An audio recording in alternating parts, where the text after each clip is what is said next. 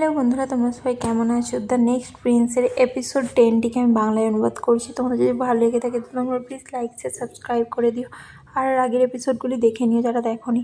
তো কাহিনি স্টার্ট করছি। কাহিনি স্টার্ট হয় আমার দেখানো হয় যে ক্যানিন আসে আর তার বাবা বলে যে তুমি এখানে এসেছো, আমার সবই খুবই ভালো লাগছে, welcome the place of advance থিনের। তো সে বলে যে আমিও গ্ল্যাড যে আমি এখানে আসতে পেরেছি। তার বাবা বলে যে তুমি এখানে তো প্রচুরই হয়তো খিদা পেয়ে গেছে, তাই না? চলো কিছু খাওয়া যাক, আমরা সবাই মিলে আগে খাবার খেয়ে নিই। তো ক্যানিনও বলে যে ঠিক আছে। তারপরে দেখানো যায় তারা খাবার টেবিলে থাকে, যেখানে তার বাবা ক্যানিনের সঙ্গে চেয়ারাংকেও বসতে বলে। তো তারা বসে পড়ে, আর সে ক্যানিনকে বলে যে তোমার যদি অন্য কিছু লাগে তুমি বলো। তো ক্যানিন ফার্স্টে স্পাগেতি খায়। স্পাগেতি খাওয়ার পরে তার মনে পড়ে যায় তার বাবার কথা, আর বলে যে এই স্পাগেতির টেস্টটা কেন এমন লাগছে। তার বাবা বলে যে তোমার মনে পড়ে যাচ্ছে তোমার পালিত বাবার কথা। তো ক্যানিন বলে যে হ্যাঁ, এটা কেন ওরকম লাগছে। তো তার বাবা বলে যে আমি এটা তোমার জন্য নিজের হাতে রান্না করেছি, যাতে তুমি কমফোর্টেবল হও খাওয়ার জন্য। আমি এটা তোমার পালিত বাবার কাছ থেকে শিখেছিলাম, সেই জন্য তুমি যাতে এই টেস্টটা মনে রাখো, সেই জন্য আমি এটা নিজের হাতে বানিয়েছি। ওইটা শুনে ক্যানিন খুব খুশি হয়ে যায়, বলে যে বাবা তুমি নিজের হাতে বানিয়েছো, তার জন্য থ্যাংক ইউ। তো তার বাবা বলে যে তুমি ফার্স্ট টাইম এখানে ভিজিট করেছো, তো তুমি একদিন এখানেরই গভর্নর হবে, মানে তুমিও এখানের একদিন রাজা হবে, সেই জন্য তুমি কিছু মাইন্ড করো না, তুমি এখানে থাকা প্র্যাকটিস করে নাও, ঠিক আছে? আর যদি তোমার কিছু লাগে তুমি আমাকে জিজ্ঞাসা করতে পারো। তো ক্যানিন বলে আমি তোমাকে কিছু জিজ্ঞাসা করতে চাই বাবা। তো তার বাবা বলে যে হ্যাঁ বলো, কি জানতে চাও। তখনই ক্যানিন বলে যে রিসেন্টলি এই কিছুদিন রিপোর্ট আসছিলো, একটা ছোট মেয়ে পয়সা চুরি করেছিল তার মায়ের ক্যান্সারের সার্জারির জন্য। তো আমি জানতে চাই যে তুমি এইটার ব্যাপারে কী করছো, আমার এখানে মেডিকেল বিলের ব্যাপারে কী চলছে, আমি এটা জানতে চাই। তো তার বাবা বলে আমিও এই রিপোর্টটা শুনেছি, বাট সত্যি কথা বলতে এখানে হাওয়ার পলিউশনের ব্যাপার নিয়ে মানুষ অসুস্থ হচ্ছে। যাই হোক যাক না কেন, এই ম্যাটারটাকে নিয়ে আমিও দেখছি, আমি যতটা পারছি ঠিক করার চেষ্টা করছি, বাট তার মানে এই নয় যে তুমি চিন্তা করো এই ব্যাপারটা নিয়ে। ক্যানিন তুমি নিজের টেক কেয়ার করো, তোমাকে অন্য কিছু এখন আর ভাবতে হবে না। তার বাবা বলে যে তুমি জাস্ট এনজয় করো এখানে ল্যান্টেন ফেস্টিভ্যালটা, এর বেশি তোমাকে কিছু নিয়ে ভাবতে হবে না। চ্যারাং তোমাকে এই চারিদিক ঘুরে দেখাবে। তারপরে দেখানো হয় যে চ্যারাং তারা চলে আসে ফেস্টিভ্যালে, যেখানে চিকাকে বলে যে রয়্যাল হাইনেস আপনি প্লিজ আসুন। তো তারপরে তারা বেরিয়ে এসে গাড়ি থেকে, যেখানে যে ক্যানিন বলে যে বাও এখানে তো সত্যিই মনে হচ্ছে যেন স্টার চারিদিকে, আমি বিশ্বাস হচ্ছে না যে আমি এখানে আসতে পেরেছি আধ ঘন্টার মধ্যে, সত্যি এই জায়গাটা কতটা সুন্দর, তাই না চারাং? তো চারাং বলে যে হ্যাঁ, এই জায়গাটায় প্রচুর লোক আসে, কারণ এই জায়গাটা ফেস্টিভ্যালের হয়, সেই জন্য এই রাতে সবাই তাদের ইচ্ছে মতন লাইট জ্বালায় আর অন্ধকার থেকে উজালা করে, সেই জন্য এই জায়গাটা এত সুন্দর লাগছে। ভিলেজিয়াররা এই জায়গাটাকে এতটা করে। আগে তুমি জানো আগেকার যুগে যখন গ্রামের লোকরা হাঁটতো তাদের ভয় লাগতো অন্ধকারে, থ্যাঙ্কফুলি তারা ভেবেছিল যে তারা একদিন লালটিন জ্বালিয়ে সেই জায়গাটাকে সুন্দরভাবে আলোকিত করতে পারবে, সেই জন্য ভিলেজিয়াররা এই লালটিন সিম্বলটাকে ভালো মনে করে তাদের ভালো উজ্জ্বল ভবিষ্যতের জন্য, সেই জন্য এটাকে তারা ব্লেসিং হিসাবে ঠিক করে রাখে। এটা শুনে ক্যানিন বলে যে ওয়াও, তুমি তো সব কিছু জানো, তাই না? তোমার কাছে সব প্রশ্নের আনসার থাকে, তোমাকে আমি যাই জিজ্ঞাসা করি তুমি আমার সব প্রশ্নের আনসার দিয়ে দাও। চারাং বলে যে এরকম কিছু না, আমি সব কিছু তো জানতে পারি না। ক্যানিন বলে যে না, তুমি সব কিছু জানো, আমি তোমাকে যাই জিজ্ঞাসা করি তুমি তো তার আনসার দিয়েই দাও। তো চারাং বলে যে যেগুলো আমি জানি আমি সেগুলো আনসার দিই, বাট কিছু কিছু জিনিস আছে যেগুলো আমিও জানি না, তখন আমিও তোমাকে আনসার দিতে পারবো না। এটা শুনে ক্যানিন বলে যে এই ব্যাপারটা কখনো হবে না, তুমি সবই জানবে, তুমি চিন্তা করো না, আর তাছাড়াও তুমি সব কিছু নিয়েই ফর্মুলার থাকো, তাই না? তো চারাং বলে যে হ্যাঁ। তখনই ক্যানিন বলে যে চলো ওই জায়গায় আমরা ল্যান্টেন জ্বালাই। তো তারা ওখান থেকে যায়। তারপরে তারা চিকাকিকে বলে যে তুমি যাও ল্যান্টেন নিয়ে এসো, আমি জ্বালাবো। তো সেটা শুনে ক্যানিন কী করে, চারাংয়ের হাত ধরে নেয়, বাট চারাং থেকে মানা করে হাত ধরতে। তারপরে দেখানো হয় যে একটা মেয়ে যখন চিনতে পেরে যায় ক্যানিনকে রয়্যাল হাইনেস হিসাবে, চিকাকি তার সামনে আসে আর বলে যে আমি আপনার কাছ থেকে ল্যান্টেন কিনতে চাই। তো সেই মেয়েটা বলে যে ও হ্যাঁ কিনে নাও, এমনি তো এখানে ধুলোর মধ্যে যা নিউজ ছড়াচ্ছে চারিদিকে, আমি তো ভয় পাচ্ছি আমি কখন সিক্স হয়ে যাবো, মানে অসুস্থ হয়ে যাব। আর তাছাড়াও তখনই ক্যানিন কী করে সেই কথাগুলো শুনতে থাকে। তো সেই মেয়েটা বলতে থাকে যে সত্যি কথা বলতে এখানে ডাস্ট প্রচুরই খারাপ হয়ে গেছে, সবাই এই ব্যাপারেই কথা বলছে, ছোটো ছোটো মানুষ হোক বা বড় মানুষ হোক সবাই অসুস্থ হয়ে যাচ্ছে, সেই জন্য আমি ভাবছি যে আমরা কী করবো, সেই জন্য আমরা তাড়াতাড়ি বিজনেস বিক্রি করে যেতে চাই। আর তুমিও এখানে এসেছো রাজামশাই, তো তুমিও ভিজিট করেছো, এটা আমি খুবই খুশি হয়েছি। তারপরে এখানে দেখানো হয় যে তার পালিত বাবা আসে ক্যানিনে, যেটা ক্যানিন দূর থেকে দেখতে পেয়ে যায়, আর দেখে বলে যে বাবা সেইটা হতে থাকে। তখনই সে তার পালিত বাবা বুঝতে পেরে যায় যে ক্যানিন আমাকে দেখে নিয়েছে, তো তারা বলে যে এখান থেকে আমাদের যাওয়া দরকার, বলে সে সেখান থেকে পালাতে চায়। চ্যানাং তাকে আটকায় ক্যানিনকে, আর বলে যে তুমি কোথায় যাচ্ছ। ক্যানিন বলে যে আমি আমার বাবাকে দেখেছি। তো চ্যানাং তাকে বলে যে তুমি ভিড়ের মাঝে অন্য কাউকে দেখেছো। ক্যানিন বলে যে না, আমি আমার বাবাকেই দেখেছি। বাট চ্যানাং তাকে মানা করে, ক্যানিন শোনে না, কারণ অনেক ছুটতে থাকে, তো সে সেখানে পড়ে যায়। তারপরে সে সেখানে সরি বলে, আর চ্যানাং তাকে সরি বলে। তারপরে সে তার পিছনে আসে আর ক্যানিনকে আটকার বলে যে সেখানে দেখে যে একটা দল আসছে যারা স্ট্রাইক করতেছিল যে এটা হতে পারে না, এখানে বাতাসের মধ্যেও প্রচুর আছে, এই বাতাসটাকে ক্লিন করো, তোমরা এভাবে দূষিত করতে পারো না বাতাসটাকে। তখনই ক্যানিন সেই প্ল্যাকার্ডটাকে খুঁজে পায়, আর ওখানের মধ্যে আসে জয় আর ক্ল্যাবিন। তারা বলতে থাকে এখানে বাতাসের মধ্যে প্রচুর ডাস্ট আছে, তোমরা ডাস্টের জন্য জানো কত জীবন নিয়ে নিচ্ছ। তো জয়ও বলে যে তোমরা ক্লিন আপ করো এয়ারকে, মানে বাতাসকে। আর এখানে রাজা মশাইয়ের কাছকেও কিছু লোকরা যায়, যারা বলতে থাকে, প্রোটেস্ট করতে থাকে যে এইখানে তোমাদের কাছে এত পাওয়ার আছে, তারপরেও তোমরা আমাদের প্রবলেম সলভ করছো না, আমরা এখানে স্ট্রাইক করব। তো রাজামশাই এসে আর বলে যে তোমরা এইভাবে এমএলএ থেকে এইসব করতে পারো না। আর এখানে জয়ের বলতে থাকে যে আমাদের ভয়েস তোমাদেরকে শুনতেই হবে, আমাদের কথা তোমাদেরকে শুনতে হবে, এখানের বাতাসকে তোমাদেরকে ক্লিন করতে হবে। আর কিছু লোকরা রাজামশাইয়ের কাছে যে বলতে থাকে যে আমরা এখানে এসেছি আপনাকে শোনাতে যে আপনি জানেন আপনি কি করছেন, আপনি চার্জ নিয়েও কিছু করতে পারছেন না, আপনি কত বছর ধরে এখানে রাজা হয়ে আছেন, তারপরেও আপনি কিছু করতে পারছেন না, আপনার জন্য আমরা মারা যাচ্ছি, আপনার কি এইসব ধ্যান আছে। তখনই জয়কে দেখানো যে বলতে থাকে যে আমাদেরও বাতাসকে ক্লিন আপ করার দরকার। তারপরে সে গান করতে থাকে বাতাস যাতে ক্লিন আপ করে। আর এখানে কিছু লোকেরা তারা রাজামশাইয়ের কাছে চিল্লাতে থাকে যে আপনি কোনো কাজের নয়, আপনার কোনো কেয়ার করছে না যে আমরা কত সাফার করছি। আর এখানে জয় গান করে বুঝাতে থাকে যে আমাদের মৃত্যুকে পেসফুলি মৃত্যু করতে দাও। আর এখানে রাজামশাই সে বলে যে তোমরা কি চাওটা কি, তোমরা কি চাও, আমি কি করব, তোমরা আমাকে বলো। তখনই সেই লোকগুলো বলে যে তোমার কাছে পাওয়ার থাকার পরেও তুমি কিছু করতে পারছো না। তো সেখানে জয়ের কাছে একটা লোক আছে, সে বলে যে হেই, তুমি আমাদের ফেস্টিভ্যালকে এইভাবে আটকাতে পারো না, ঠিক আছে। আর তাছাড়াও তোমাদের ইস্যুস নিয়ে যদি সত্যিই হয় সেই ব্যাপারটা নিয়ে রাজামশাই ভাববে, তুমি এখানে কেন সিন ক্রিয়েট করছো, সেরকম বলতে থাকে। আর বলে যে সবাই মিলে এর দিকে হাঁটাও। তো ক্যানিন ওখানে থাকে, আর সে দেখে আর বলে যে আমি ওখানেকে যাবার সব কিছু সামলাবো। সেই লোকটা বলে যে তোমরা এর দিকে আমাদের ট্রেডিশনালকে ভঙ্গ করতে দিও না। আর এখানে রাজামশাইয়ের কাছে কিছু লোকরা প্রচুর আউট অফ কন্ট্রোল হয়ে যায়, যারা বলতে থাকে যে আমরা তোমাকে ছাড়বো না। আর তখন রাজামশাই বলে তোমরা সবাই ওর দিকে মেরো না, ওর দিকে হার্ট করো না, আর কোনো ভায়োলেন্স করো না। বাট এখানে জয়ের কাছে ক্ল্যাবিন আসে আর সেই লোকটাকে শান্ত করার চেষ্টা করে। তো সেই লোকটা কী করে ক্ল্যাবিনকে সে ঠুলে ফেলিয়ে দেয়, যেটাতে জয়ের পাশে লোকেরা রেগে যায়। আর এখানে ক্যানিন বলে যে আমাকে ওখানে দেখতে হবে, আর ওখানে যতজন মানুষ আছে সবাইকে আমাকে হেল্প করতে হবে। তো চ্যানাং তাকে আটকায়, বাট ক্যানিন শোনে না। আর এখানে রাজামশাইয়ের কাছে তার গার্ডরা এসে বলে যে রাজামশাই এই সিচুয়েশানটা অনেকই খারাপ হয়ে যাচ্ছে, আপনাকে এখান থেকে যেতে হবে, বলে সে তাকে ওখান থেকে নিয়ে চলে যায়।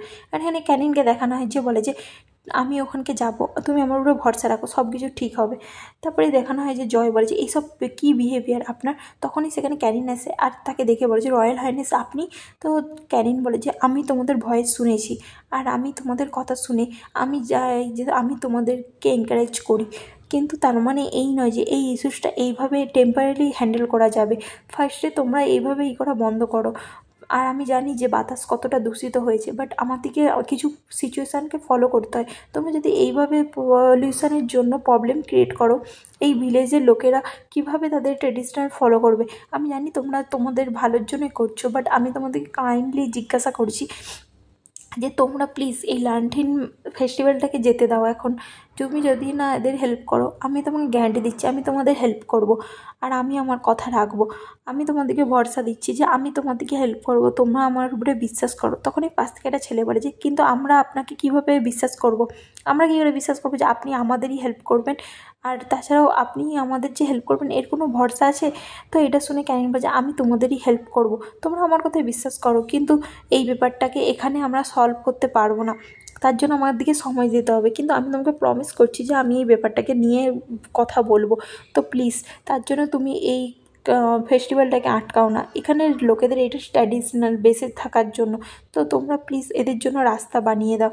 এটা শুনে জয় কিছুক্ষণ ভাবে, আর ক্যানিন তখন জয়েরই গানটা করতে থাকে, যেটাতে জয় রাস্তা ছেড়ে দেয় আর সবাই রাস্তা ছেড়ে দেয়। তো সেখানে ক্যানিন গান করতে করতে সেই ট্র্যাডিশনালটাকে পূরণ করে আর ওখান থেকে যেতে থাকে। আর এখানে রাজামশাইয়ের কাছে সেই লোকগুলোকে তার রাজামশাইয়ের গাটা খুব মারে, বাট ক্যানিন এই জায়গাটাকে খুবই ভালোভাবে হ্যান্ডেল করে নেয়। তারপরে হেডলাইন বেরিয়ে যায়, যেখানে দেখানো হয় যে এরকম ফেস্টিভ্যালের সময় কত লোকেরা গ্রুপেরা এসে স্ট্রাইক করেছিল, বাট এই ইস্যুসটাকে প্রিন্স ক্যানিন হ্যান্ডেল করেছে। লালঠিনের ফেস্টিভ্যালটাকে ব্লক করেছিল, বাট প্রিন্স ক্যানিন সেই ফেস্টিভ্যালের মধ্যে সবাই কিছু হ্যান্ডেল করে একটা নতুন আলো দেখিয়েছে।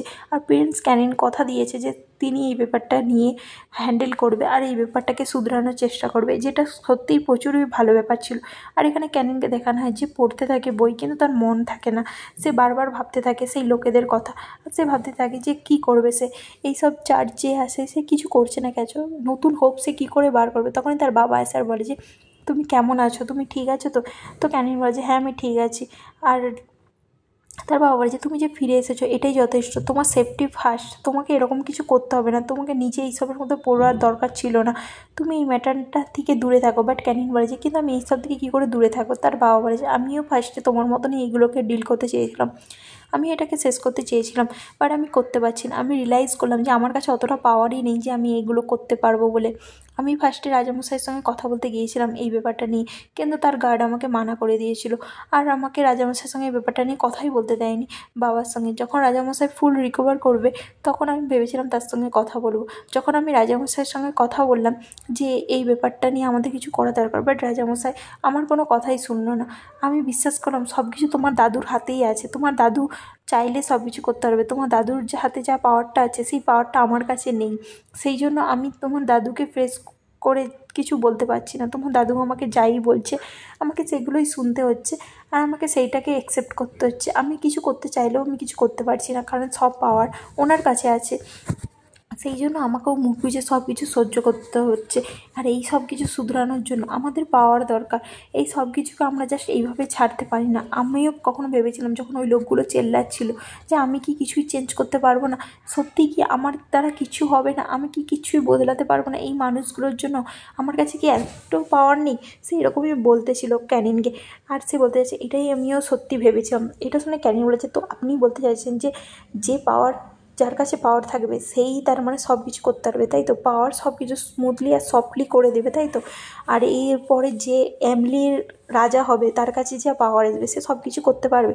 তখন তার বাবা বলে যে হ্যাঁ তুমি যদি এগুলো চেঞ্জ করতে চাও তোমাকে তাহলে কম্পিটিশান জিততেই হবে। তারপরে আমাদের রাজামশাইকে দেখানো যে বলতে থাকে ওই ক্যানিনকে যে তোমাকে এগুলো কিছু করার দরকার ছিল না। তো ক্যানিন সেখানে আসার বলে যে আমি যে সব কিছু ঠিক করতে চেয়েছিলাম, আর তাছাড়াও সত্যি কথা বলতে আমার ইন্টেনশান আপনাকে কিছু উল্টোপাল্টা বলার ছিল না। আমি জানি আমি হয়তো ভুল করেছি, কিন্তু আমি এবার সব কিছু ঠিক করে দেবো, আমি এবার আপনার কথা মতোই চলবো। তো রাজামশাই বলে আমি তোমাকে যেগুলো অ্যাসিস্ট করেছিলাম তুমি সেইভাবে করো, তুমি এইসবের মধ্যে ইনভলভ হয়েও না। তো ক্যানিন বলে যে জানি আমি কতটা আমার করা দরকার, আর আমি বলছি আপনাকে এই কম্পিটিশানে আমি জিতেই ছাড়বো রাজামশাই দাদু। আর এই কম্পিটিশান জিতে আমি সব কিছু আমার অধিকারে নিয়ে তারপরে আমি সবার পাওয়ার নিয়ে সবার কিছুকে চেঞ্জ করব, কারণ এই দুনিয়ার মধ্যে কিছু না কিছু চেঞ্জ করাই দরকার।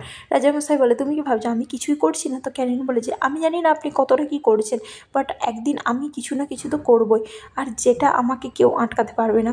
তো রাজামশাই বলে যে ঠিক আছে, তুমি নিজে থেকে যদি কোনো সলিউশন বের করতে চাও তো তুমি ফার্স্টে তোমার কম্পিটিশান জিতে দেখো, তারপরে দেখছি তুমি নিজে থেকে কী করতে পারো, তুমি সত্যিই চেঞ্জ করতে পারো কি না তোমার যদি মনে হয়। তো ক্যানিন বলে যে ঠিক আছে, আমিও নিজে থেকে ডিটারমাইন্ড হয়ে গেছি যে আমি সব কিছু চেঞ্জ করেই দেখবো, আপনি জাস্ট ওয়েট করুন আর আপনি দেখুন, আমি আমার অ্যাকশনের মাধ্যমে বুঝাবো।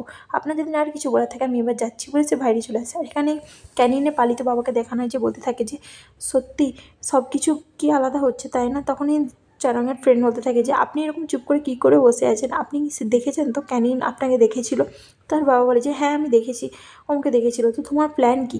তখন এই চারাঙ্গের বন্ধু বলে যে আপনি এখন কী করবেন? তো তার বাবা বলে যে আমি এবার লো প্রোফাইল রাখবো যাতে না আমাকে কেউ চিনতে পারে, আমি জাস্ট চাই যে ক্যানিন ওর কম্পিটিশানের উপরে ধ্যান দিক, সেই জন্য আমি ওকে এখন ডিস্ট্র্যাক্ট করতে চাই না।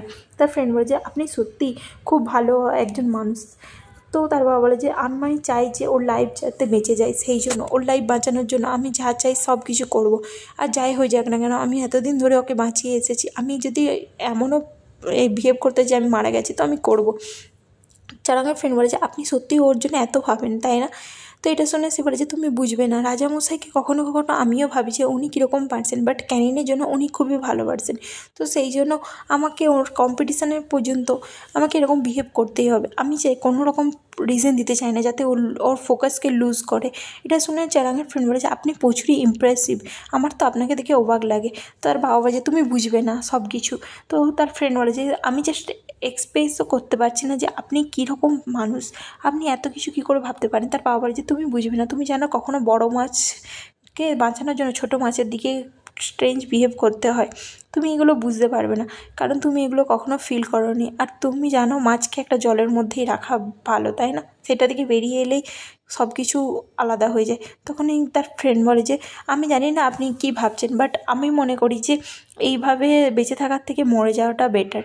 তো তার বাবা বলতে থাকে যে তুমি জানো না কখনো কখনো বড় মাছকে সমুদ্রে যাওয়ার জন্য অনেক কিছু করতে হয়, আর এই রকমভাবে ছোটো মাছের দিকে কখনো কখনো কুরবানিও দিতে হয়। আর যাই হয়ে যাক না কেন ছোটো মাছের দিকে তাদের বড় মাছের রাস্তায় আসা যাবে না, যতটা পসিবল করা যায় তার দিকে আলাদা থাকাই ভালো। তো এটা শুনে সে বলেছে সত্যিই বড় মাছটা আলাদা, তাই না? আর যাই হয়ে যাক না কেন আমার দিকে রিফিউজ করা যাবেই না।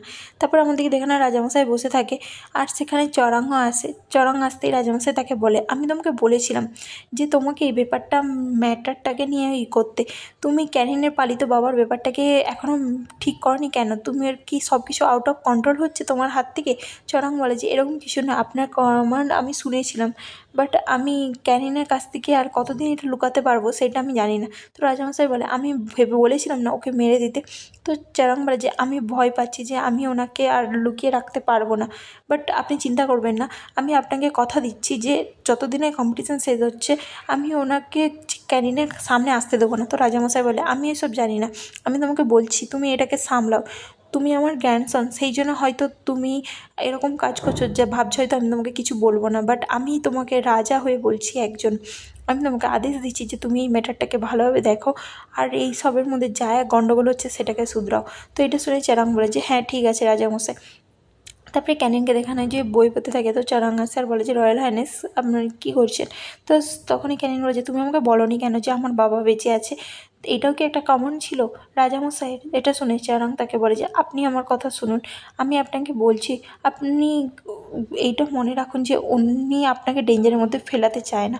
তো ক্যানিন বলে আমি জাস্ট জানতে চাই যে আমার বাবা ঠিক আছে কিনা, ব্যাস এইটুকুনিও কি আমার জানার অধিকার নেই?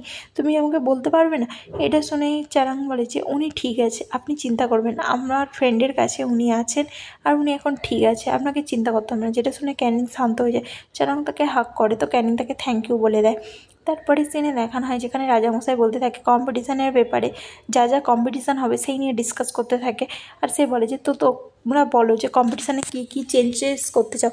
তখনই তার গার্ড বলতে থাকে যে কম্পিটিশান চালু হবে আর কিছুদিনের মধ্যে, আর ফার্স্ট কম্পিটিশানের মধ্যে অ্যাডভান্স থেকেই আগে থেকেই বলে দিচ্ছি যে কম্পিটিশানে ফার্স্টে হবে HRV কম্পিটিশান। তারপরে একজন উঠে আর বলে যে আপনি যদি পারমিশন দেন রাজামশাই তাহলে আমি কিছু বলতে চাই। তো রাজামশাই বলে যে হ্যাঁ বলো। তো সে বলে যে এই ট্র্যাডিশনালটাকে ফলো করে কম্পিটিশানটাকে ফরেস্টের মধ্যে করা ভালো হবে, তাহলে এর মাধ্যমে আরও ইউজিং টেকনোলজি হবে দিওয়াস চেনদের। তো সে বলে যে হ্যাঁ এটা তুমি ঠিকই বলেছো, এইভাবে খুবই ভালো হবে, সবাই জাজ করতে পারবে ডাইরেক্টলি, প্রত্যেকটা মানুষ জাজ করতে পারবে যে কে আসল ম্যাজিস্ট্রি হতে পারে। তো এটা শুনে তারা সবাই রাজি হয়ে যায় আর বলে যে হ্যাঁ রাজামশাই আমার কোনো প্রবলেম নেই। এটা শুনে রাজামশাই বলে যে ঠিক আছে তোমাদের যদি কোনো প্রবলেম না থাকে তাহলে ওই সেম কথার মতো কাজ হবে। তারপরে দেখানো হয় যে সবাই বলে যে তাহলে নেক্সট কী করা হবে, আর গার্ড নিয়ে কারো কোনো কথা আছে? তখনই রামিলের বাবা বলে যে আমার আছে, মেগানিনের গার্ডকে আপনি কাজে লাগান, ওখানের গার্ড খুবই ভালো, তো আপনি এইটাকে কাজে লাগাতে পারেন। তো রাজামশাই বলে যে ঠিক আছে আমার এটাতেও কোনো প্রবলেম নেই, তাহলে ফাইনাল রাউন্ড কম্পিটিশানের জন্য রেডি হয়ে যাও সবাই। ফাইনাল রাউন্ড হবে ফ্রেন্ডশিপ কম্পিটিশান। তো ফ্রেন্ডশিপ কম্পিটিশানে যে জিতবে তাকেই হায়ার করা হবে কে রাজা হবে। তো এইভাবে কম্পিটিশানের চেঞ্জ করা হয়ে যায় যে কে রাজার পজিশান হবে। আর এখানে এবারকে দেখানো হয় যে কোচ বলতে থাকে তুমি অনেক প্র্যাকটিস করে নিয়েছো, তুমি ঠিক আছো? এবার বলে যে আমি ঠিক আছি, আমি আরও প্র্যাকটিস করতে চাই, আমি এখন থামলে চলবে না। তো সেই জন্য তার বাবা আসে তখনই আর বলে যে অ্যাবা আমি তোমাকে কিছু বলতে চাই। তো অ্যাবা বলে যে হ্যাঁ বাবা বলো। তার বাবা বলে যে আমি তোমাকে বলছি কম্পিটিশানের ডিটেলসটা খুবই তাড়াতাড়ি চালু হয়ে যাচ্ছে, আর আমার মনে হয় আমি তোমার জন্য একটা নতুন কোচ খুঁজেছি। তো তুমি ওই পুরনো কোচকে ছেড়ে দাও, নতুন কোচ তোমাকে কাল থেকে ট্রেনিং দেবে। এটা শুনে অ্যাবা বলে রেগে যায় আর বলছে কিন্তু কেন, এক্স্যাক্টলি কী হয়েছে?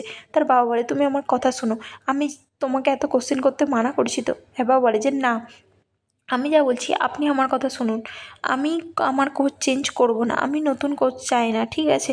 আমার পুরনো কোচই ঠিক আছে, আর তাছাড়াও ও আমাকে যতটা হেল্প করেছে আর কেউ করতে পারবে না। তো তার বাবা বলেছে আমি সবই জানি, বাট তুমি আমার কথা শোনো, তুমি যদি এই কম্পিটিশান জিততে চাও তাহলে তোমাকে একটা ভালো কোচ দরকার, এই মেয়ে কোচটা কিছুই করতে পারবে না। তো সেই জন্য আমি তোমাকে সাহায্য করছি। এবার বলে যে তুমি যদি চাও যে আমি এই কম্পিটিশানের মধ্যে পার্ট নিই তাহলে আমি তোমাকে দুটো চয়েস দিচ্ছি, তুমি জাস্ট একটা মেয়ে আমাকে শেখাচ্ছে বলে তুমি এটাই করতে পারো না, ঠিক আছে? আর এই কম্পিটিশানে যদি আমি পার্টিসিপেট করি তাহলে মীরাই আমার কোচ থাকবে, আর যদি না আমি পার্টিসিপেট করি তাহলে মীরা আমার কোচ না থাকলেও চলবে। তার বাবা বলে যে একটা মেয়ে তোমাকে কীভাবে ট্রেনিং দেবে, ও তোমাকে অতটা হেল্প করতে পারবে না, ও যতটা করেছে তার থেকেও ভালো একজন করবে। বাট অ্যাবা বলে যে না, ওই করবে, ওই আমাকে হেল্প করতে পারবে, আমার আর নতুন কাউকে লাগবে না। তো আপনি ডিসাইড করে নিন আপনার কী চান, আমি এই কম্পিটিশানে পার্টিসিপেট করবো নাকি কম্পিটিশান থেকে দূরে সরে যাব।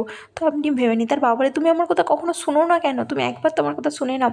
এবার বলে যে আমি যা বলার বলে দিয়েছি, এবার আপনি ভাবুন আপনি কী চান, আমি আমার ট্রেনিং করতে যাচ্ছি বলে ওখান থেকে চলে যায়। তখনই সেখানে উইসলি আসে আর বলে যে কী হয়েছে, তুমি এত চিন্তার মধ্যে আছো কেন? তো ওখানে সে বলেছে, এবার বাবা বলেছে আমি জানি না, আমি এবার কথা ভাবছি। উইসলি বলে যে ও তোমাকে তো পুরো চিন্তার মধ্যে লাগছে, কী ব্যাপার?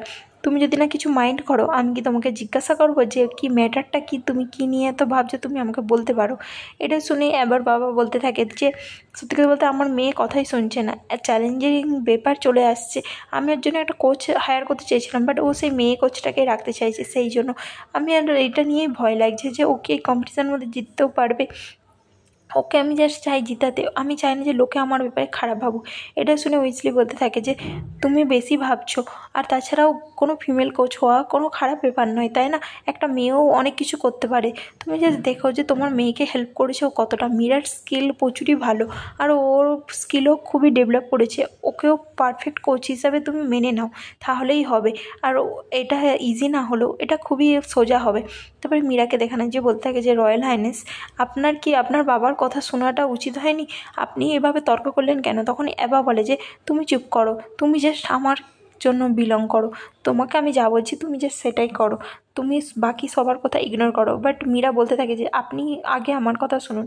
বাট অ্যাবা বলে যে না, আমি তোমাকে বলছি উনি যদি চান যে আমি কম্পিটিশানে পার্টিসিপেট করি তাহলে ওনাকে আমার কথা শুনতেই হবে, ব্যাস আমি তোমাকেই আমার কোচ হিসাবে চাই। আর এখানে ক্যানিনকে দেখানো যে পড়তে পড়তে ঘুমিয়ে গেছে।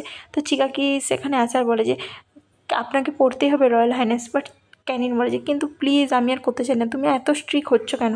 তখন চিকাকি তাকে তার স্কেডিউল দেখার পরে যে তোমার এখনও অনেক স্কেডিউল আছে, আর 2 সপ্তাহের মধ্যে কম্পিটিশান চলে আসবে। ক্যানিন বলে যে আমি জানি আমার ব্রেন আর কাজ করছে না, আমাকে এইসব আর হ্যান্ডেল করা যাচ্ছে না, তুমি প্লিজ আমাকে একটু সময় দাও। তখন চিকাকি বলে আমি কি মিস্টার চরাংকে খুঁজে আনবো? এটা শুনে ক্যানিন বলে যে হ্যাঁ, তুমি বলছো ওনাকেই খুঁজে আনো, ওকে খুঁজে আনলে আমার ব্রেন কাজ করবে। এটা শুনে চিকাকি বলে কখনো কখনো ওনার নামও কাজ করে আপনার প্রতি, ঠিক আছে আমি ওনাকে খুঁজতে যাচ্ছি, কিন্তু তার মধ্যে আপনাকে কিছু বই কমপ্লিট করতে হবে, আরও পেজেস। এটা শুনে ক্যানিন বলে যে তুমি কি আমার সঙ্গে ম্যাশ আপ করছো চিকাকি? তো চিকাকি ওখান থেকে চলে যায়। তারপরে ক্যানিন কিছু বই সার্চ করে আর সেই বইগুলো পড়তে থাকে। তারপরে আমাদের রামেলকে দেখানো হয় যে প্র্যাকটিস করতে থাকে। রামেলের বাবা বলে যে আমি গ্ল্যাড যে রামেল ভালোভাবে আরও প্র্যাকটিস করছে, ও আর প্র্যাকটিসের উপরে বেশি ধ্যান দিচ্ছে, তুমি ওর প্র্যাকটিসটা ভালোভাবে করাচ্ছ। প্যাটেল ও যদি ভালোভাবে এইভাবেই কাজ করে, তুমি ওকে যেভাবে চেয়ার আপ করছো, তাহলে আমি আর তোমাকে কোনোভাবে পানিশমেন্ট দেবো না, এভাবে কাজ করতে থাকলে তুমি খুবই ভালো কাজ করছো।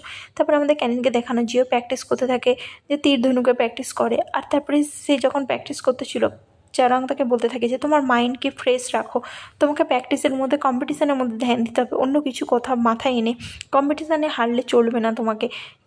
ক্যানিন বলে যে আমি টায়ার্ড হয়ে গেছি, আমি জাস্ট মনে হচ্ছে আমি যেন এইভাবেই তোমার কাঁধে মাথা রেখে ঘুমিয়ে পড়বো, আমার পিলোও দরকার নেই। কম্পিটিশানে আমি জানি না আমি কী করবো, বাট আমার প্রচুর টায়ার্ড লাগছে নিজেকে সত্যি। এইসব কবে সেই হবে? চ্যারাং বলে যে তাড়াতাড়ি ঠিক হয়ে যাবে, আপনাকে এত ভাবতে হবে না, আর আপনাকে এত কিছু স্যাক্রিফাইস করতেও হবে না, আর এই সব কিছু তাড়াতাড়ি শেষ হয়ে যাবে, তোমাকে এত ভাবতে হবে না। তো ক্যানিন বলছে এখন আমি অন্য কিছু চাই। তো চ্যারাং বলে যে এটার জন্য আপনাকে ওয়েট করতে হবে। আর এবাকে দেখানো যে প্র্যাকটিস করতে থাকে, তার কাঁধে লেগে যায়, আর সে বলে যে তো তার মীরা বলে যে তুমি ঠিক আছে তো, তুমি ফিজিক্যালি ঠিক নেই, তোমার মনে হয় একটু রেস্ট নেওয়া দরকার, তুমি নিজেকে একটু রেস্ট দাও, এভাবে নিজেকে হার্ম করে কিছু হবে না। তো সে এবার বলে যে কিন্তু আমাকে কম্পিটিশানের কথা ভাবতেই হবে। তো সে বলে যে কিন্তু ফার্স্টে তোমাকে রেস্ট নেওয়া দরকার। তারপরে দেখানো হয় যে এবার ড্রিঙ্ক করতে থাকে রাতে। মীরা বলে যে আপনি এত ড্রিঙ্ক করবেন না, আপনার ট্রেনিংয়ের জন্য প্রবলেম হবে। এবার বলে তুমিই তো বলেছিলে আমাকে রেস্ট করতে, সেই জন্যই তো আমি রেস্ট করছি, তোমার কথা মতনই তো। কিন্তু মীরা তাকে মানা করে আর ড্রিঙ্ক করতে। তো এবার বলে তুমি জানো আমি বুঝতে পারছি না, আমার বাবা, আমি ফার্স্টে ভেবেছিলাম যে উনি হয়তো জেন্ডারটা ওনার কাছে ম্যাটার করে না। উনি যখন রাজামশাইয়ের কাছে বলেছিলেন যে উনি আমার জন্য দাঁড়িয়ে বলেছিলেন যে কম্পিটিশানে যাতে আমিও পার্ট নিই, আমি ভেবেছিলাম উনি আমার জন্য বলছেন, কিন্তু তখন আমি বুঝতে পেরেছি যে উনি নিজের জন্য বলছেন, উনি নিজের ইটাকে বজায় রাখার জন্য বলছেন। আর আমি কেনই একটা মেয়ে হয়ে জন্মালাম আমি সেটাই খুঁজে পাচ্ছি না। মীরা বলে যে কেউই জানে না যে সে কী চায়। সত্যি কথা বলতে রয়্যাল হাইনেস, আর আপনি জাস্ট নিজের কথা ভাবুন, আপনি নিজের জন্য বেস্ট, ব্যাস এইটাই আপনার কাছে চান্স। কেউ চুজ করতে পারে না সে কোন জেন্ডারে হবে, কিন্তু আপনাকে নিজের জেন্ডারটাকে ভার্সনটাকে ভালো বানাতে হয়। মানে চারাংকে দেখানো যে আসে ক্যানিন ঘুমাচ্ছে, তো সে দেখে যে তার স্কিলটা খুবই ভালো হয়ে গেছে, সে একটা ড্রয়িং করেছিল, তারপরে সে তার কাঁধে একটা কোড দেয়। তখনই ক্যানিন উঠে পড়ে আর বলে যে তুমি আমার বইটা নিচ্ছ কেন? এই বইটা আমি লন্ডনে দেখেছিলাম, সত্যি আমি কখনো ভাবিনি যে এই বইটা আজকে আমি এইভাবে পড়বো বলে। সত্যি কথা বলতে তখন আমি ভেবেছিলাম এই বইটা কতটা ইন্টারেস্টিং বই। তখন আমি 4টে রাজার ব্যাপারে জানতে চেয়েছিলাম, কিন্তু আমি কখনো ভাবিনি যে একদিন আমিও এইসবের মধ্যে পার্টিসিপেট করব আর এইসবের মধ্যে জড়িয়ে যাব, এই 4টে রাজার মধ্যে আমিও একজন পার্টিসিপেট হয়ে যাব বলে। আমার মনে হয়েছিল যে এটা সত্যি কতটা আলাদা হবে, তাই না? যে এরা এইভাবে রয়্যাল ফ্যামিলিরা কীভাবে থাকে, বাট আমি কখনো ভাবিনি, বিশ্বাস করো, যে আমিও একদিন রয়্যাল ফ্যামিলির মেম্বার হয়ে যাব বলে। সত্যি কথা বলতে কতটা আলাদা লাগছে, তাই না? সত্যি সবার মধ্যে আলাদা আলাদা পাওয়ার আছে, কিন্তু সেই পাওয়ারের মধ্যে রয়্যাল কম্পিটিশান হয়ে আবার রাজা চুনা হবে, এগুলো সত্যি আমার আলাদাই মনে হচ্ছে, যেন কোনো পাজেলের মতন মনে হচ্ছে। এসব কী হচ্ছে আমি কিছুই বুঝতে পারছি না, আমার তো কিছুই মাথায় ঢুকছে না। তখনই চারাং বলে যে এইসব সব হিস্ট্রির উপরে ডিপেন্ড করে, এটা যে লিখেছিল তার উপর ডিপেন্ড করে, আর এভিডেন্সের মাধ্যমে বোঝানো যায় যে একদিন শেষে যে লিখেছিল এই ব্যাপারগুলো, সেগুলোর মাধ্যমে এটাই বোঝা যায় যে ফার্স্টে এই সব জায়গায় প্রচুর নেগেটিভ অফিসিয়ালি কাজ হতো, আর এই ভার্সনগুলোকে রাজা হিসাবে বাঁচানোর জন্য, মানে তাদের পাওয়ারগুলোকে শেয়ার করে একসঙ্গে থাকার জন্য তারা 4টে রাজার মধ্যে পরিণত হয়ে যায়, যাতে তারা তাদের পাওয়ারকে কাজে লাগিয়ে রাজ্য স্থাপিত করতে পারে, যাতে না যুদ্ধ হয় তাদের মধ্যে। তো সেই জন্য এরা একে অপরকে বাঁচানোর জন্য, এদের ডিল ঠিক করার জন্য এটাকে এইভাবে স্ট্রিক্টভাবে প্ল্যান করে আর এগ্রি করে যে একসঙ্গে জয়েন হয়ে যাবে। তারপরে এরা জয়েন করে একটা রয়্যাল কম্পিটিশানের ট্রেডিশনাল করে দেয়, যেটাতে যে জিতবে সে রাজা হয়ে যাবে। এটা শুনে কেন বলে আমার ব্রেন পুরো পাগল হয়ে যাচ্ছে, এইসব শুনে আমার ভালো লাগছে না। তুমি জাস্ট আমাকে হাক করো, এটা এখন বেটার, তোমার হাকটা আমার বেশি ফিল মনে হচ্ছে ভালো। আর আমাদের এখানে দেখানো হয় যে ক্যানিনের বাবা বারবার সেই নিউজগুলো দেখতে থাকে, যেখানে ক্যানিনের ব্যাপারে নিউজ ছড়াচ্ছিল, বারবার যত লোকেরা যত রিপোর্টে নিউজ ছাড়িয়ে রাখছিল, সেই সব জিনিস দেখতে থাকে, আর সে ভাবতে থাকে যে আমি এর মধ্যে গিয়ে কিছু না কিছু তো বের করবো। তারপর দেখানো হয় যে চারাংকে কেউ ফোন করে আর বলে যে আমার ছেলে তুমি ঠিক আছে তো? তোমার হয়তো মনে থাকবে না, বাট আমি তোমাকে জিজ্ঞাসা করছি, আমি তোমাকে কিছু ব্যাপার জিজ্ঞাসা করেছিলাম। এটা শুনে সে বলে যে হ্যাঁ আমি ঠিক আছি, আপনাকে এত ভাবতে হবে না। তখনই সে বলে যে তুমি কি সত্যিটা ভুলে যাচ্ছ, তোমাকে সত্যিটা মনে করাতে হবে? তো চারাং বলে যে না, আমাকে মনে করাতে হবে না, আর তাছাড়াও যাই হয়ে যাক না কেন পাস্টে আমার এর সঙ্গে কিছু মতলব নেই, আর আমি এইসব সত্যিগুলো জেনেও কিছু করতে চাই না, ঠিক আছে? আর তাছাড়াও আমি আপনার সঙ্গে পরে কথা বলবো, এখন আমি আপনার সঙ্গে কথা বলতে চাই না। তো সে বলে যে ঠিক আছে, তুমি বেশি চিন্তা করো না চারাং, তুমি নিজের টেক কেয়ার করো, আমি তোমার সঙ্গে পরে কথা বলবো বলতে সে ফোন রেখে দেয়। তখনই সে দেখে যে ক্যানিন আসে, ক্যানিনকে দেখে সে বলে যে ক্যানিন আপনি ঠিক আছেন তো? এখানে এত রাতে আপনি কি করছেন? তো ক্যানিন আসে দেখে যে চারাং তার সেই ঘোড়ার ড্রয়িং করছে। তো সে বলে যে তুমি এখানে ড্রয়িং করছো? তো চারাং জিজ্ঞাসা করে তুমি এখানে কী করছো? ক্যানিন বলে আমি তোমাকে মিস করছিলাম, সেই জন্য আমি এখানে এসেছি, আর তাছাড়াও আমি চাই যে তুমি আমাকে পেন্ট করো, আমার একটা পোয়েট্রি করো, সেই জন্য। তো ক্যানিনের কথা শুনে চারাং বলে তোমাকে ঘুমিয়ে যাওয়া দরকার। চারাংয়ের কথা শুনে ক্যানিন বলে যে কিন্তু তুমি কেন এটা করতে চাইছো না? আমি চাই যে তুমি আমাকে ড্র করো। আমি জানো তুমি যখন এইভাবে তোমার ট্রেসকে রিলিজ করে দাও, মানে এইভাবে থাকো না, তোমাকে দেখলে আমার সত্যিই ভালো লাগে আর সত্যিই আমি তোমাকে হেল্প করতে চাই। বাট আমি তোমাকে বলতে চাই যে তুমি আমার পোয়েট্রি করো, আমি চাই যে তুমি আমার পোয়েট্রি করো। তুমি যখন রিল্যাক্স থাকো তোমাকে প্রচুরই কিউট লাগে, আর সত্যি কথা বলতে তুমি যখন সিরিয়াস মুডে থাকো না তোমাকে একদমই ভালো লাগে না, যেটা আমার ভালো লাগে। তো চড়াং তার দিকে তাকিয়ে থাকে, কেন বলছে ঠিক আছে আমি স্টপ করেছি। বাট আমি মিন করি যে আমি যখন বলেছিলাম যে তুমি আমার পোয়েট্রি বানাও, আমি চাই যে তুমি আমাকে পেন্ট করো। এটা শুনে ক্যানিনকে চড়াং বোস করিয়ে দেয় একটা সোফার মধ্যে, আর তাকে পোজ দিতে বলে, আর বলে যে আমি আপনার স্কেচ করতে চালু করছি। তারপরে ক্যানিনকে দেখানো হয় যে তার পোজ দিতে থাকে আলাদা আলাদাভাবে, মানে সেক্সি একদম। তার যেখানে চারাংকে যে তাকে দেখে স্কেচ করতে থাকে, আর সে তার দিকে তাকিয়েই থাকে, কারণ সে তার এক্সপ্রেশন তার স্কেচের মাধ্যমে ফুটিয়ে আনতে চায়। আর বলে যে কীরকম এক্সপ্রেশন দেবো। তখনই চারাংয়ের কথা শুনে ক্যানিন বলে যে তুমি এমন এক্সপ্রেশন দাও যার মধ্যে যেন আমার বিহেভিয়ারটাই ভালোবাসার মতন লাগে। তারপরে সে দেখে যে স্কেচ এখনও হয়নি, আর বলে যে তুমি কি আমাকে ভালোবাসো চড়াং? আমি যতটা তোমাকে ভালোবাসি তুমি এখনও তো পেন্টও করোনি। তো চড়াং বলে যে হ্যাঁ আমি পেন্ট করব।